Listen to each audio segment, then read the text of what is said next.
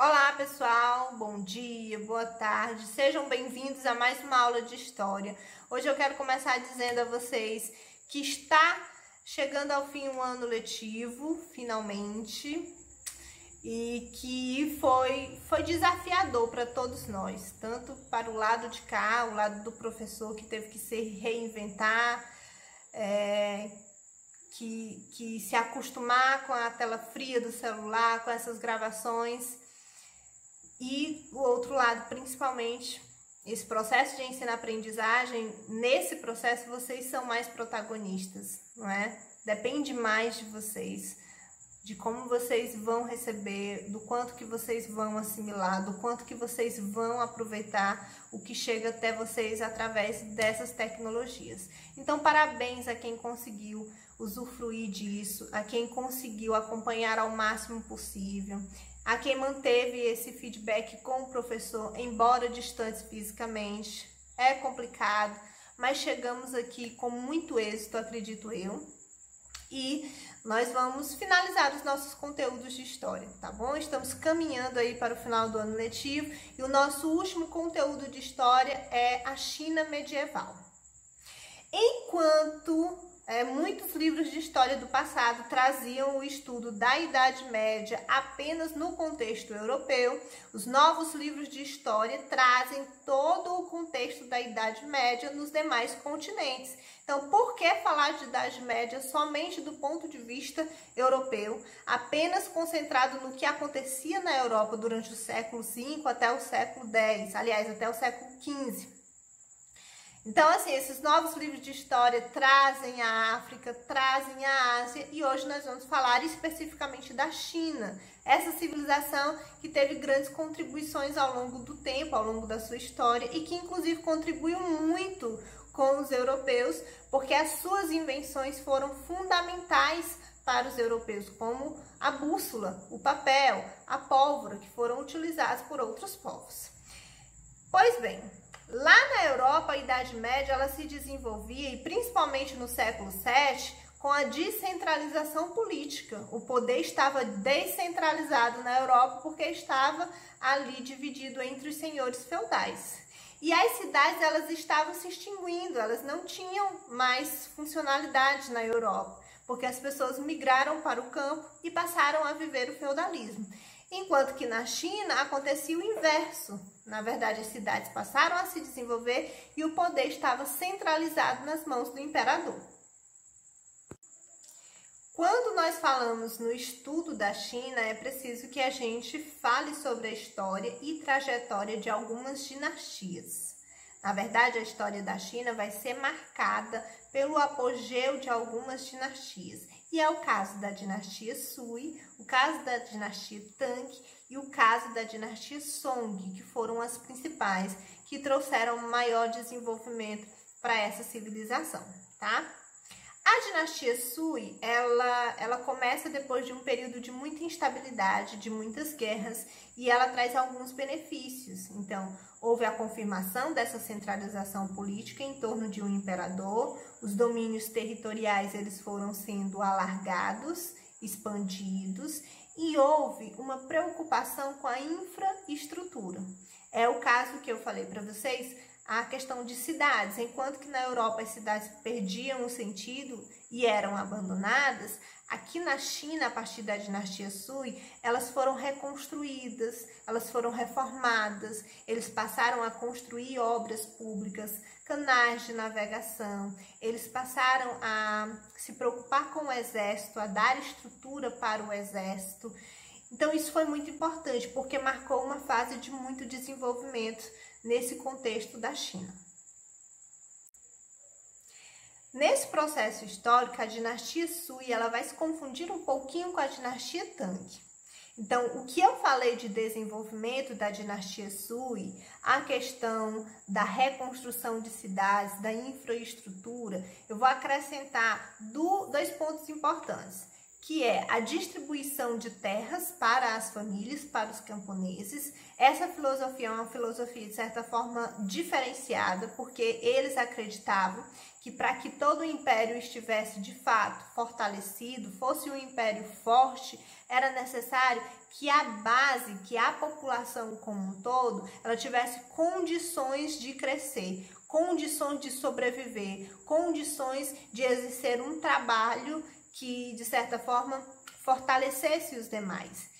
Não era pautado em uma desigualdade social, se é que vocês me entendem. Muito diferente da Europa, por exemplo, em que poucos tinham muito e muitos tinham pouco. Não, na China era diferente. E uma outra questão importante foi a sistematização dos textos jurídicos, que basicamente era uma espécie de código de leis. Esses textos jurídicos foram acoplados e eles serviam para legislar a região e depois serviram de exemplos para outras dinastias. No que diz respeito à dinastia Tang, a gente vai destacar a militarização.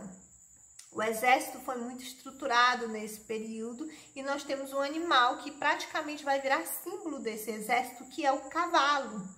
O cavalo passa a ser uma figura muito importante, não só no exército, mas em toda a China.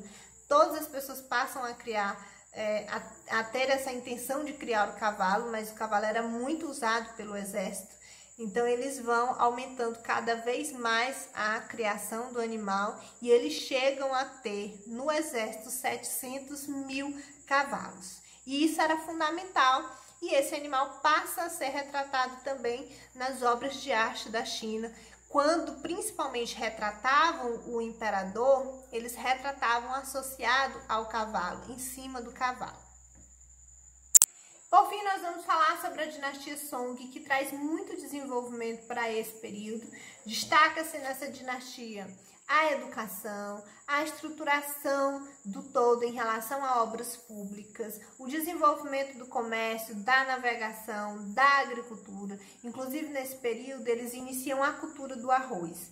A agricultura ela vai ser extremamente utilizada, a população passa a se alimentar melhor, aumenta o número de habitantes e eles passam a consumir muito arroz. Inclusive, isso vira cultural na China, ainda hoje eles consomem muito arroz, isso decorrente desse período.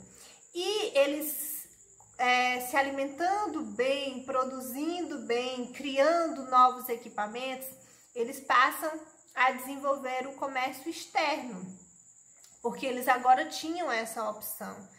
Eles desenvolveram a indústria, não é a indústria maquinária, logicamente, é a indústria ainda artesanal, mas eles produziam a seda, então eles comercializavam a seda fora da região. A seda, a pólvora, o papel, que foram criações dos chineses, tudo isso era muito bem-vindo em outras regiões, porque somente os chineses possuíam.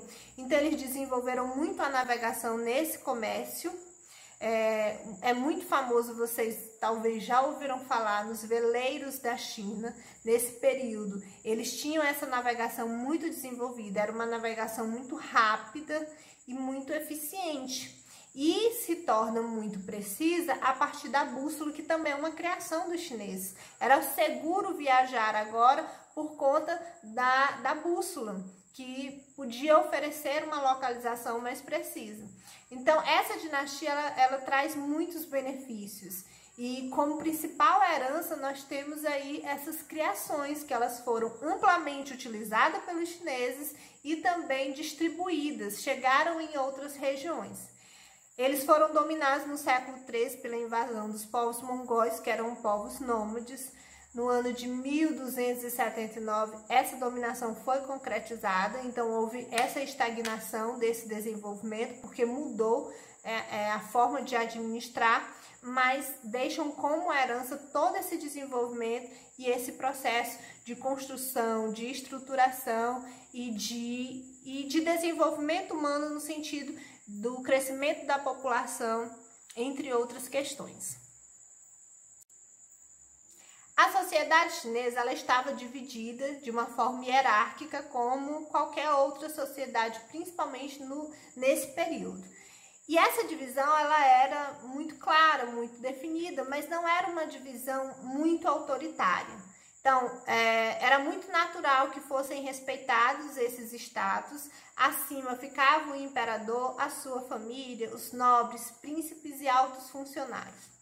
Abaixo dessa classe estavam os mercadores, os artesãos, os letrados e outros funcionários.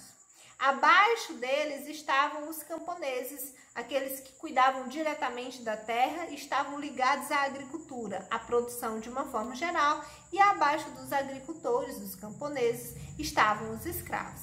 Essa divisão é uma divisão muito padrão. Essas sociedades da antiguidade, elas tinham basicamente a mesma intenção na hora de dividir. Isso é encontrado em outras regiões, embora distantes. Quando a gente compara, por exemplo, com a Europa medieval, é completamente diferente em alguns sentidos. Essa relação ela é diferente, porque a relação do servo com o senhor feudal é uma relação de submissão muito grande. É uma relação em que existe uma dependência muito grande. E aqui essa relação ela não é exercida dessa forma. Então existe essa diferença. E vamos falar sobre as principais doutrinas da China, que são o taoísmo, o confucionismo e o budismo. Embora o budismo não surja nessa região, o budismo surgiu na Índia e foi levado à China através dos comerciantes. É preciso que vocês entendam um pouquinho sobre essa filosofia de vida, porque a gente pode chamá-la de filosofia de vida e não de religião exatamente. Os chineses, eles tratam muito mais como filosofia de vida do que como religião. Para que vocês entendam o porquê que se confundem tanto. O taoísmo, o confucionismo, ele está muito confundido com o budismo, porque o budismo, ao longo do tempo, quando ele chega na China, ele passa a ser confundido com essas outras filosofias que já existiam. Então, hoje ele está muito impregnado de princípios que também são taoístas e confucionistas, tá? Então, o confucionismo e o taoísmo que surgem na China, eles têm princípios já muito parecidos. O taoísmo talvez é o que vocês mais ouviram falar ao longo do tempo, que é aquele que tem como símbolo Yin e Yang. Traz o equilíbrio, a sabedoria, acredita que é necessário haver o equilíbrio das forças naturais, por isso que o símbolo é esse, do positivo e do negativo, que é preciso que haja essa sabedoria e é preciso que exista uma integração com as forças da natureza. O confucionismo, ele é uma criação do filósofo Confúcio, lá da China, chinês, e que traz alguns princípios relacionados à forma de viver. Eles traziam como base a ética, a pedagogia, a forma de se posicionar, princípio de justiça, e é por isso que o taoísmo e o confucionismo, ele vai estar muito ligado ao budismo, porque os princípios budistas, eles também levam muito em consideração isso de uma forma geral. Eles trazem muito o contexto da justiça de uma forma geral. Como o budismo chega na China? Porque os monges budistas se tornaram uma ameaça para o governo chinês, ao ponto desse governo decretar o fim, a proibição da expressão dessa religiosidade. Antes de mais nada, é preciso que vocês conheçam um pouquinho sobre a história do Buda, que, na verdade, toda essa história é desenvolvida na Índia, o budismo nasce na Índia, para que a gente entenda todo esse processo. Na região nordeste da Índia se desenvolveu um reino, e esse reino ele era protegido por altas muralhas. O rei desse reino, segundo a história, teria tido uma mensagem, teria tido um anúncio de que o seu filho ele seguiria uma vida fora desse reino. Ele abdicaria de tudo que ele tinha, de todo o poder, de toda a riqueza, e se sensibilizaria com o sofrimento humano. E para proteger o filho, ele deixou o príncipe dentro do castelo, sem poder sair, e regado do bom e do melhor, tendo tudo que ele queria ali. Então ele super protegeu ao máximo o príncipe, mas ele ultrapassou as muralhas desse castelo e em uma das suas visitas ele se depara com um homem extremamente velho que caminhava com a ajuda de uma bengala. Depois ele se depara com um senhor muito doente, cheio de manchas no corpo, e depois ele, pela primeira vez, tem contato, ele olha um cadáver. E aí ele nunca tinha presenciado sofrimento, porque ele sempre tinha sido protegido, e isso o sensibiliza muito. E isso marca, na verdade, a vida dele. Ele passa a se questionar: por que tanto sofrimento? Como passar pela vida sem sofrer tanto? Então, a velhice, a doença e a morte que ele presenciou nessas suas andanças fizeram com que ele tivesse uma sensibilidade profunda a respeito disso e passasse a questionar o sofrimento. Depois disso, ele abdica de tudo que ele tem, deixa o pai, deixa a esposa, deixa o filho e vai viver junto com pessoas que sofriam, para que ele pudesse entender o sofrimento. Passa a buscar a meditação, passa a meditar, e aos 35 anos ele chega no que a gente chama, no que a doutrina chama de nirvana, não é? Ele consegue essa iluminação profunda, e aí ele é considerado a partir de então o Buda, que significa o iluminado. O que é o nirvana? Como se chega a esse estado? O nirvana é, para os budistas, um estado de paz profunda. É como se a alma encontrasse a paz. Não existisse mais o sofrimento, não existisse mais a inquietação. E o Buda, ele atribuía todo o sofrimento do ser humano ao desejo.